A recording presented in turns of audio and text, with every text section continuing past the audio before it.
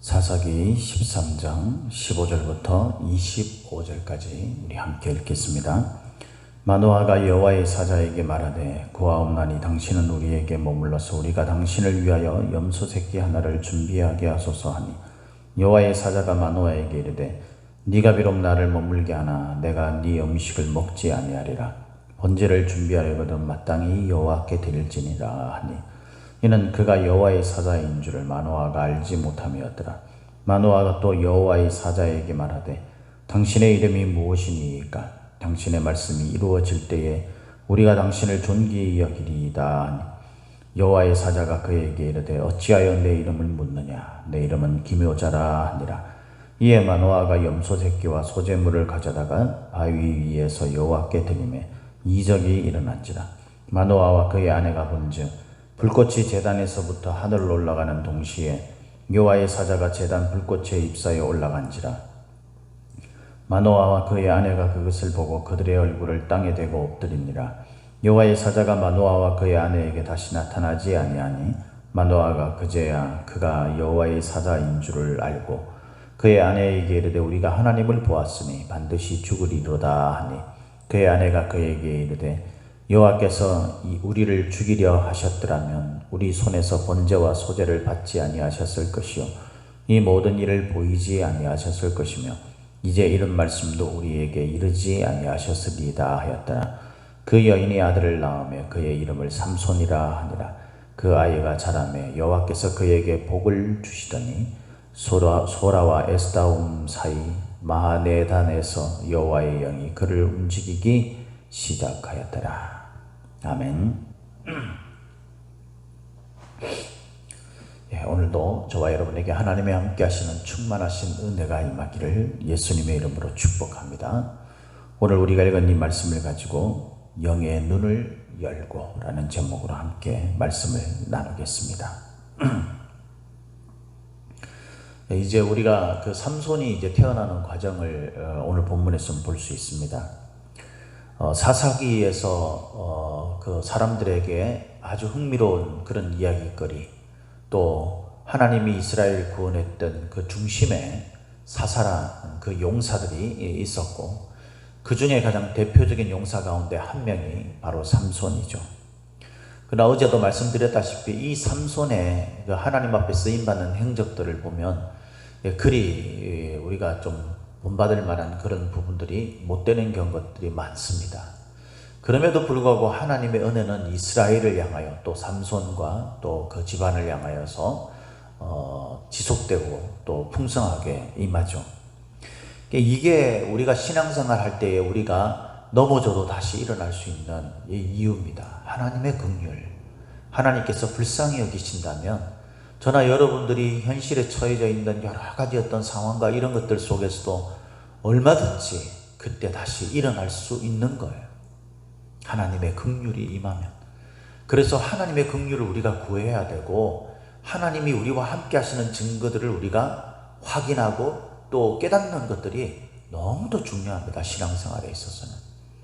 신앙생활을 한다고 하지만 이런 부분들에 관심이 없을 때 우리가 하나님과의 그 관계가 올바르다고 말할 수 없어요. 하나님은 역사를 이루어 가시는 분이시고 그로 인해서 우리를 때에 따라서 하나님께서 친히 들어 쓰시죠. 우리가 그렇게 쓰임 받는 경우가 많지만 실상은 우리 자신이 하나님이 누군지 이것이 하나님 앞에 쓰임 받는지조차 모르는 영적 분별력을 잃어버리고 그 영의 눈이 닫혀 있는 그런 우리들의 모습일 때가 참 많다는 거예요. 어떤 면에서는 삼손이 결국 하나님 앞에서 마지막 그 자신의 육체의 죽음이 끝나는 그 순간에 하나님을 제대로 보는 눈이 열리게 돼서 그 살아있을 때보다도 그 죽을 때에 가장 강력하게 하나님 앞에 쓰임받았던 그런 우리 역사를 우리가 알고 있지만 그 일생을 통해서 대부분이 있잖아요. 하나님을 모르는 가운데서 알아도 그냥 대충 알고 이런 가운데서 살았다는 거예요. 그런데 그 부모도 마찬가지였던 것 같습니다. 오늘 우리가 읽은 말씀에 보니까 마노아나 그의 아내가 삼손의 부모들이 하나님의 사자를 몰랐던 것 같아요. 그죠? 우리가 그 앞부분에 보면은 이제 그 아내가 있고 또 마노아가 있는데 하나님의 사자가 아내에게 먼저 항상 역사하시죠. 항상 그렇게 하셨어요. 그죠? 마노아는 하나님 앞에 기도도 하는데, 그런데 하나님을 정작 몰라보고 하나님께서 그에게 나타나서 역사하시지 않았습니다. 아내를 통해서 이루어지게 되죠. 오늘 우리가 읽은 말씀에는요, 그 원인을 발견할 수 있어요. 우리가 23절에 보면 이런 말씀이 나옵니다. 그의 아내가 그에게 이르되 여호와께서 우리를 죽이려 하셨더라면 우리 손에 번제와 소제를 받지 아니하셨을 것이요 이 모든 일을 보이지 아니하셨을 것이며 이제 이런 말씀도 우리에게 이르지 아니하셨으리이다 하였더라. 사사기 전체를 통해서 흐르는 것은 이스라엘의 영적인 부분들이 둔감해진 그런 상황을 말하는 거죠. 그래서 그로 인해서 징계를 받아 외세의 어떤 압제를 받게 되고, 고통스러워서 영의 눈이 열리고 하나님을 바라볼 수 있는 그런 하나님께 집중하는 그 순간 하나님께서 그들을 긍휼히 여기시고 사사라는 용사를 통해서 그들을 구원해내십니다. 그리고 편안한 삶을 살게 되면 이스라엘이 어김없이 다시 영의 눈을 잃어버리고 하나님을 모른 채 하나님이 기뻐하시지 않는 악행을 행하는 그런 모습으로 되돌아가는, 이게 반복되는 게 사사기 아닙니까? 그러니까 사사기에서 이스라엘의 영적 상태를 본다면요, 오늘 본문에서 이야기하는 것과 굉장히 이야기하는 것으로 설명할 수 있어요. 이들은 하나님의 사자가 찾아왔지만 알지 못했어요. 그가 하나님의 사자인지도 모르고 기도는 하고 있지만 정작 하나님의 사자가 그에게 나타나지 않습니다. 다른 사람을 통해서, 그의 아내를 통해서 이 마노아에게 그 하나님의 뜻을 알려주게 되고, 그렇죠? 근데 이 아내는 마노아보다 그래도 그나마 좀 나았던 것 같아요. 왜냐하면 하나님께서 하나님의 사자를 아내에게 보냈던 이유나, 오늘 본문에서 마노아는 그냥 단편적으로 알고 있는 하나님의 지식에 대해서만 그렇게 말하지, 정작 하나님의 뜻이 무엇인지 이런 부분들에 대해 분별하는 그런 그 하나님이 주신 지혜가 별로 없었던 것 같아요. 근데 아내는 그렇지 않았습니다. 그죠? 그래서 하나님의 사자는요, 이 아내에게 나타나서 하나님의 뜻을 올바르게 전달하는 거죠. 마노아에게 나타났다면 또 하나님의 사자도 알아보지 못하고 막 그랬을 겁니다, 아마. 물론 오늘 본문에는 이 아내도 하나님의 사자를 잘 분별하지 못했던 것이죠. 이렇게 이스라엘의 영적 상태가 그냥 혼합 종교, 그 가나안 땅에 있는 이방신들을 섬기듯이 하나님에 대해서 대했고, 그러다 보니까 하나님이 누구신지, 하나님이 나타나도 그게 하나님인지 그런 분별의 눈이 없었어요. 영적인 눈이. 저는 오늘날 이 신앙을 가졌다고 이야기하는 그리스도인들도 이 마노아나 아내와 별반 다르지 않다고 생각을 합니다. 저를 비롯해서. 이 세상은 신앙으로 그렇게 그 분위기가 형성되어 있는 땅이 아니에요. 그죠? 지금의 세대는 오히려 영적인 부분들을 이야기할 때 매스컴이나 이런 사회 현상들을 보면은 소위 무속, 그러니까 우상이죠. 이방신, 이런 것들에 더 집중되어 있는 것들을 봅니다. 그것들이 자연스러워지게 되고, 오히려 하나님에 관한, 예수님에 관한 이야기를 하게 되면 사람들이 싫어하게 되는 그런 시대. 그래서 사람들이 막 매스컴이나 이런 데 대중매체를 통해서 점 보고 이런 것들이 그냥 우습지 않게, 심심치 않게 그렇게 방영이 되죠. 그게 자연스러운 게 돼버렸어요. 이방신들을 섬기는 이 이스라엘도 마찬가지죠. 그 땅에 살면서 그 땅의 분위기에 동화되면서 그들의 영적인 그 신앙의 상태가 아주 형편없어지게 된 거죠. 저나 여러분들도 이 세상을 살면서 현대에 사는 사람들의 그 삶의 모습과 별반 다르지 않고 우리가 신앙으로 버티기보다는 그것을 쫓아가는 우리의 삶이 많기 때문에, 사실 우리가 하나님 앞에 예배도 드리고 교회도 섬기고 한다고 하지만 우리의 영적인 상태가 얼마나 하나님을 향해 열려 있는가 보면 회의적인 경우가 많지 않습니까, 여러분? 다른 사람 생각할 필요도 없어요. 그죠? 한국교회가 어떠니 이런 거창한 이야기 할 필요도 없어요. 저와 여러분들의 상태를 보면 알아요. 하나님 앞에 기도하고 있습니까? 하나님 앞에 기도할 때 하나님을 만나는 그런 어떤 체험들이 있습니까? 언제 있었습니까? 있었다면. 아주 오랜 시간 동안 우리가 하나님에 대해서 별로 생각하고 싶지도 않고 생각도 안 나고 그러다 보니까 뭐 체험도 없고 그런 시간들을 지금 우리가 살아가고 있지 않나요? 우리의 영적인 눈이 마노아와 아내의 상태와 별반 다르지 않습니다. 그래서 이 사람들처럼 하나님이 우리에게 사인을 보내고 하나님의 뜻을 명확하게 알려준다 한들 우리가 영적인 눈을 뜨지 않은 상태에서 그 뜻을 발견하고 깨달을 수 있겠느냐 이 말이에요. 그나마 마노아와 아내는요, 이 평상시에 기도하는 사람들이었어요. 그죠? 8절에 보니까. 그러다 보니까 이런 상황이 됐을 때에 그래도 하나님의 어떤 기적을 보고 빨리 영적인 눈이 열리게 되죠. 우리들에게 하나님께서 사인을 주셔도 몰라요, 우리는. 뭐 우리가 하나님의 뜻을 알려주시면은 뭐 이제 헌신하겠습니다. 하나님께서는 이미 우리들에게 알려주셨는데도 우리는 그럴 마음이 없고 그런 영의 눈이 닫혀인 지 오래돼서 깨달을 수도 없는 영적으로 아주 형편없는 상태 속에 있지 않습니까, 여러분? 솔직히 말하면. 그래서 여러분, 이 마노아에게 여호와의 사자가 찾아왔지만은 그를 그냥 어떤 예언자 정도로 여겼던 것 같습니다. 그래서 염소 새끼 하나를 준비했다. 그러니까 이거를 이제 이 여호와의 사자가 너희들이 나를 사람으로 생각하고 나한테 대접을 하려고 하느냐?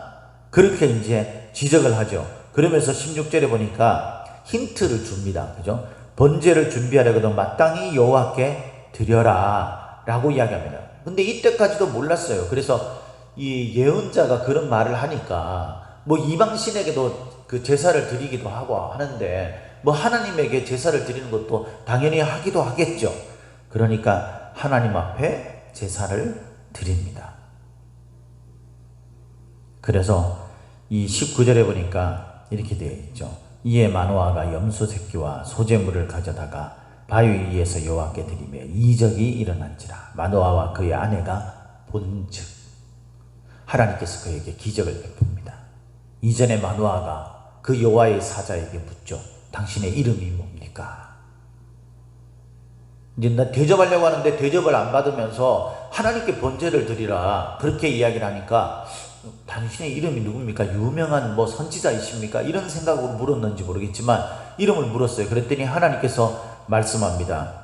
내 이름은 기묘자다. 네가 어찌해서 나의 이름을 알려고 하느냐? 뭐 가르쳐주는들 네가 알겠느냐? 이러면서 어쨌든 가르쳐주죠. 내 이름은 기묘자다. 이 기묘자라는 이 말이 원래 그 원형이 펠리라는 말인데 이 말의 뜻이 뭐냐면요, 기묘하다, 기이하다, 막 그런 거예요. 아주 매우 이상하다, 뭐 이런 뜻이에요. 기묘자. 그런데 이적이 일어났다 할 때 이 이적이 일어난 이게 뭐냐면요, 그 원형, 단어의 원형이 바로 벨리라는 말이에요. 그러니까 하나님께서는 내 이름은 기묘자다 라고 말씀하시고 난 다음에 정말 기묘한 일을 펼친 거예요. 근데 이 기묘자라는 이름은 이전에 이스라엘 백성들에게 하나님이 나타나시면서 이 말씀을 하신 경우가 있기 때문에 이 이스라엘 백성들의 어떤 전통에 의해서 그 하나님의 이름을 좀 알고 있는 그런 어떤 기본적 그 지식이 있었죠. 그러니까 이런 일들이 맞닥뜨려서 맞아지면서 이 하나님 앞에 여호와의 사자가 그것을 통해서 막 불꽃을 따라서 하늘로 올라가니까 이거는 뭐 하나님밖에 없는 거죠. 그러니까 땅에 엎드리게 됩니다. 그리고 그때 하나님에 대해서 알고 있던 지식들이 생각이 나게 되는 거죠. 하나님을 향한 영의 눈이 열려야 여러분, 우리가 하나님에 대해서 알고 있는 지식들이 실제 우리의 삶 가운데 기묘자 대신 하나님의 기적 같은 능력으로 나타나게 되는 거예요. 우리가 우리의 영의 눈이 열리지 않는 상태에서 여러분, 우리가 뭐 신앙생활 한다고 그러고 우리 삶에 아무런 일도 일어나지 않는 거죠. 이것을 어떻게 열 수 있습니까? 평상시에 그러니까 기도해야 되는 거예요. 어제도 말씀드렸다시피 이거는 얼마나 강조해도 이거 부족하지 않아요. 얼마나 강조해도 부족합니다, 이게. 그래서 이 날마다 하나님 앞에 엎드려 기도하는 그 기도의 습관이 있을 때 그래도 그 부분에 대해서 어떤 상황이 떨어지게 되면 깨달을 수 있는 눈이 열릴 가능성이 커지는 거예요.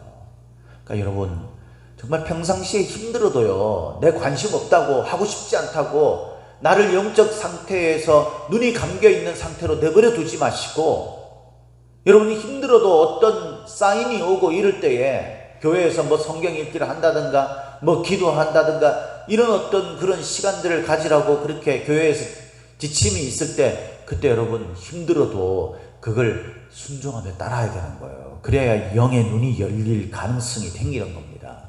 그럴 때에 우리에게 어떤 하나님의 사인이 임하게 되면 아, 이 하나님이시구나 라는 것을 깨닫게 되는 겁니다.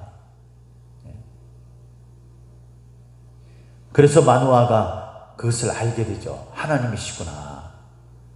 하나님에 향한 그런 지식들이 막 꿰어맞히기 시작하는 거예요. 그래서 하나님을 보면 죽는다는데, 그러면서 이사야가 보였던 그 동일한 반응을 합니다. 하나님을 보았으니 반드시 죽을 거다. 이게 그냥 단편적으로 알고 있는 하나님에 관한 지식이죠. 근데 그때 그의 아내가 영적인 눈, 영적인 지혜가 더 열려있는 이 아내가 그것에 대해서 깨달아지게 됩니다. 하나님이 만약 우리를 죽이려고 했다면 이런 일들을 우리에게 베풀어 주셨을까요? 그때 마노아가 그걸 함께 깨닫게 되죠. 비로소 하나님 앞에 올바른 눈을 열고 하나님을 알게 되는 거예요. 이 과정들이 있잖아요. 과정들이. 영적인 상태로 눈이 닫혀있는 상태에 오래 지속된다. 근데 하나님 우리에게 사인을 주신다. 평상시에 기도하고 있는 마노아 아내가 그 여호와의 사자가 찾아왔을 때에 그것을 처음에는 분별하지 못한다. 그러나 하나님 그 사자가 지시한 대로 순종하면서 예배를 드리니 기도와 예배의 시간, 이것들을 통해서 영적인 눈이 열리게 되고 하나님을 아는 지식들이 깨달아지게 됩니다. 우리가 하나님을 아는 지식에까지 자라가기 위해서는 영의 눈이 열려야 돼요. 영의 눈이 열릴 때까지 우리가 자라가야 되는 겁니다. 베드로후서 3장 18절에 예수 그리스도의 은혜와 그를 아는 지식에까지 자라가라 그랬어요. 처음에는 누군지 몰라. 그러나 말씀에 순종하면서 따랐더니 뭡니까? 이제 하나님께서 그에게 이적을 베풀어 주십니다. 그게 이적인 줄 알게 되는 거예요. 그걸 통해서 하나님의 지식들이 깨달아지게 됩니다. 그걸 통해서 하나님의 하신 그 모든 것들을 알게 되죠. 하나님의 은혜를 베풀으셨다는 것도 압니다. 그리고 이를 통해 이스라엘을 구원할 삼손이 태어나게 됩니다. 삼손은 태어나면서 어떻게 했습니까? 하나님의 영이 그를 움직이기 시작했다. 이것이 이 히브리 말을 그대로 이야기하면요, 자극해서 행동하도록 했다는 거예요. 소위 말해가지고 하나님이 억지로 그를 이끌었다라는 뜻이에요. 여러분 맞죠? 우리가 하고 싶은 대로 한다면 과연 신앙생활 할 사람이 얼마나 되겠어요? 별로 없어요. 저조차도 그렇게 되지 못할 거예요 아마. 그런데 여러분, 우리가 그렇게 하면 영적 상태에서 우리가 영의 눈을 뜨지 못하게 되고 결국은 우리의 신앙을 잃어버리게 될 겁니다. 구원받지 못하는 신세가 될 수도 있어요. 그래서 여러분, 하나님이 우리를 강권적으로 역사하시는 그런 은혜를 베푸셔야 돼요. 우리가 깨닫지 못해도 하나님이 우리에게 은혜를 베풀어 주셔요. 그래서 우리가 강권적으로 움직여서 그렇게 신앙의 뜻을 깨닫게 되고 알게 되고 이런 역사로 나아가게 되는 거예요. 삼손이 그렇게 붙들리게 된 거예요.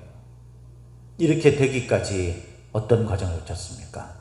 마노아와 아내처럼 늘 기도하고 하나님의 명령에 따라서 예배에 집중합니다. 번제에 집중합니다. 소제에 집중합니다.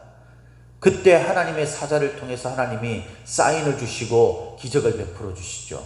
그걸 보게 되면 영의 눈이 열리게 되고 하나님을 아는 지식들이 하나로 맞춰지게 됩니다. 그리고 더 나은 것은 그때 상황에 맞는 하나님의 뜻을 분별하는 23절과 같은 깨달음이 있게 되는 거예요. 열왕기하 6장 15절에 보면 엘리사를 둘러싼 아람 군대가 이스라엘을 치러 왔는데 이 선지자, 대단한 선지자가 있다는 이야기를 듣고 그를 먼저 죽이려고 하죠. 그래서 군대를 보내서 이 엘리사가 살고 있는 그 집 주위 그 산을 둘러쌉니다. 그런데 사환이 그것을 보고 깜짝 놀라서 두려웠더니까 엘리사가 하나님 앞에 기도하죠. 17절에 보면 그의 눈을 열어달라고 기도해요. 그래서 사환의 눈이 열리게 되고 보니까 그 아람 군대보다 훨씬 많은 불과 그 불병거와 마차들이 그 엘리사를 둘러싸서 보호하고 있는 것을 보게 되고 눈이 열리게 되는 거예요. 사랑하는 성도 여러분, 오늘도 우리의 눈이 닫혀서 영적으로 잠자고 침체되어 있는 상태에 있습니까? 기도하는 습관을 기르고 하나님의 사인에 집중하십시오. 그리고 예배에 집중하십시오. 그럴 때 하나님의 사인이 임하게 되고 그 사인이 보이는 어떤 조각이라도 붙들려고 하십시오.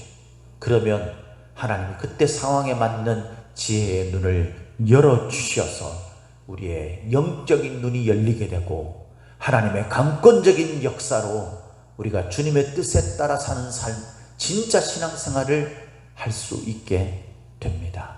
이런 영의 눈을 뜨는 저와 여러분들이 되시기를 예수님의 이름으로 축복합니다. 축복합니다.